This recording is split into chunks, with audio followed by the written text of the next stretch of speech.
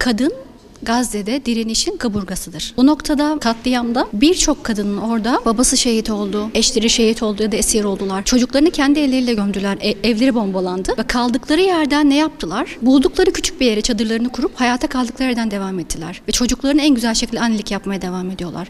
Aslında çocuklarını yine özgür birer yetişkinler olarak, güçlü direnişçiler olarak yetiştirmeye devam ediyorlar. Nasıl bunu yapabiliyorlar? Çünkü Gazze'deki bilinçli insanlarda şu vardı, benim fark ettiğim. Çocukları daha çok küçükken İslami eğitimler görüyorlar ailede, anne babada. Ondan sonra bu çocuklarımız okulları daha çok küçükken mescitlere gidiyor. Yine evdeki İslami eğitime paralel olan bir İslami eğitim mescitte devam ediyor. Çocuklar diyelim ki ezber değillerse ezbere devam ediyorlar. Onun dışında İslami diğer dersleri anlıyorlar. Sonrasında okullara gidiyorlar ya da üniversitelere devam ediyorlar ve orada da paralel bir İslami eğitim var. Yani bütün bunlar paralel bir şekilde devam ediyor. Çünkü bu insanlar için Kur'an katalog. İnsanlığın, evrenin kataloğu.